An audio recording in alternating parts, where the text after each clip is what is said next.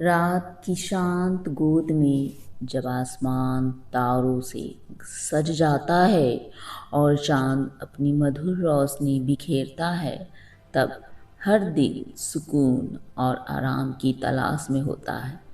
दिन भर की भाग दौड़ और थकान के बाद यह वही पल होता है जब हम अपने मन और शरीर को विश्राम देना चाहते हैं। ऐसी ही मीठी और सुकून भरी नींद की ओर ले जाने के लिए हम आपके लिए लाए हैं एक खास स्लीपिंग स्टोरी। इस कहानी में कोई जल्दीबाजी नहीं, कोई तनाव नहीं, बस एक शांत सफ़र है जो आपको धीरे धीरे सपनों की दुनिया में ले जाएगा। आप अपनी आंखें बंद करें, गहरी सांस लें और इस कहानी के साथ खुद को एक खूबसूरत शांत जगह पर महसूस करें, जहाँ हल्की ठंडी हवा चल रही है, पेड़ों की सरसराहट है और दूर कहीं नदी का मधुर संगीत सुनाई दे रहा है।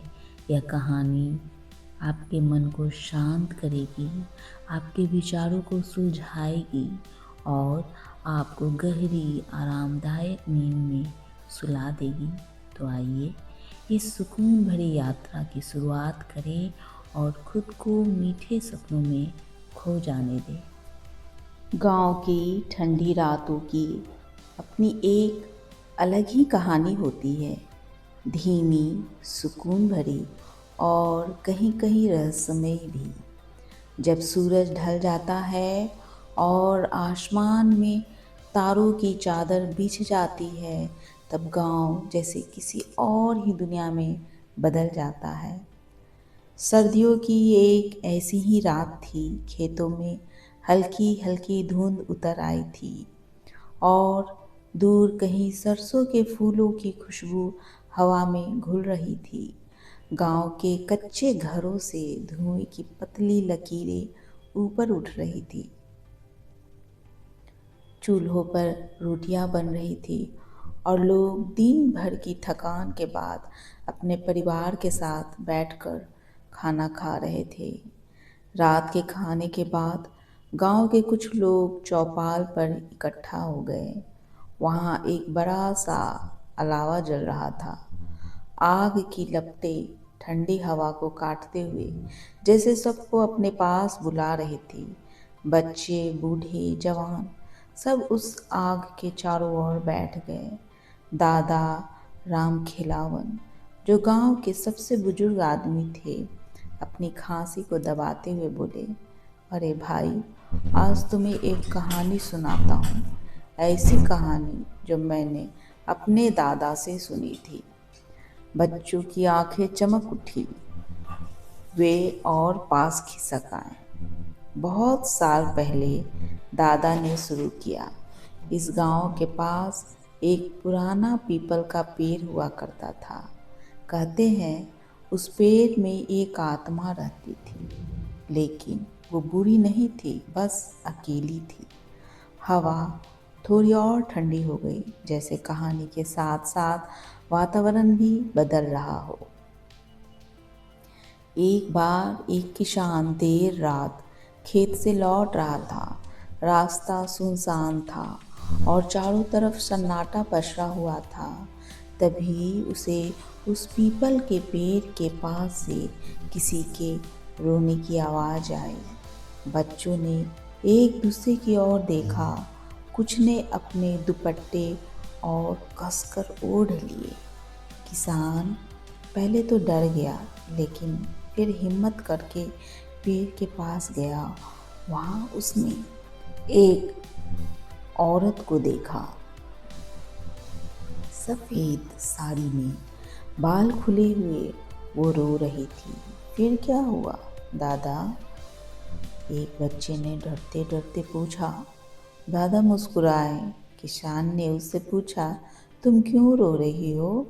औरत ने कहा, मैं उस पेड़ में बंधी हूँ, मुझे मुक्ति चाहिए। अलावा की आग तेजी से चटकी, जैसे कहानी में भी कोई मोड़ आ गया हो। किसान ने कहा, मैं क्या कर सकता हूँ? औरत बोली, अगर तुम मेरी मदद करोगे तो मैं तुम्हें कभी नुकसान नहीं पहुँचाऊँगी। गांव के लोग चुपचाप सुन रहे थे। रात और गहरी हो गई थी। किसान ने हिम्मत करके उसकी मदद की। अगले दिन उसने गांव के पुजारी को बुलाया और उस पेड़ के पास पूजा करवाई। कहते हैं उस दिन के बाद उस औरत की आत्मा को शांति मिल गई। और वो किसान, एक और बच्चे ने पूछा, उसे कभी कोई नुकसान नहीं हुआ? दादा बोले, बल्कि उसकी फसल पहले से भी अच्छी होने लगी। कुछ देर के लिए सब चुप हो गए।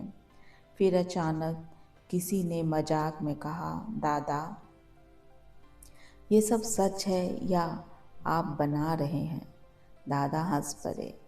अब ये तो तुम मानो या न मानो, लेकिन गांव की रातों में ऐसी कहानियां अक्सर जन्म लेती है। धीरे धीरे लोग उठने लगे। कोई अपने घर की ओर चला गया, कोई अपनी मवेशियों को देखने। बच्चे भी अपने माता पिता के साथ घर लौट गए, लेकिन उनके मन में वही कहानी अभी भी घूम रही थी। रात और गहरी हो गई। आसमान में तारे और साफ दिखाई देने लगे। कहीं दूर से कुत्तों के भौंकने की आवाज़ आ रही थी और कभी कभी कोई उल्लू बोल उठता।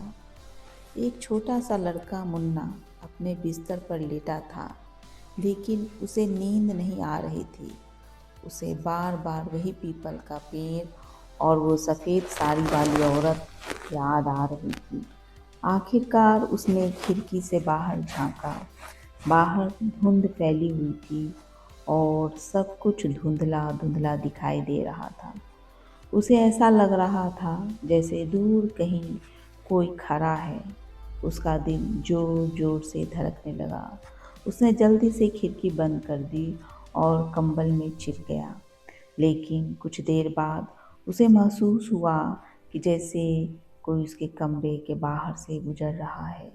हल्की हल्की पायल की आवाज़, छन छन। मुन्ना ने अपनी आंखें कसकर बंद कर ली। फिर अचानक सब कुछ शांत हो गया। सुबह जब सूरज निकला तो सब कुछ सामान्य था। लोग अपने अपने काम में लग गए। मुन्ना ने सोचा कि शायद वो सब उसका भ्रम था, लेकिन जब वो अपने दोस्तों के साथ खेल रहा था तो उसने देखा कि उसके घर के बाहर मिट्टी पर किसी के पैरों के निशान थे, छोटे छोटे, जैसे किसी औरत के। उसने कुछ नहीं कहा, बस चुपचाप उन निशानों को देखता रहा। गांव की ठंडी रातें फिर आई, फिर गई। कहानियाँ भी आती रही और लोग उन्हें सुनते रहे, लेकिन उस रात के बाद मुन्ना कभी भी देर तक खिड़की के पास खड़ा नहीं रहा। गांव की रातें आज भी वैसी ही हैं, शांत, ठंडी और अपने अंदर अनगिनत कहानियाँ समेटे हुए।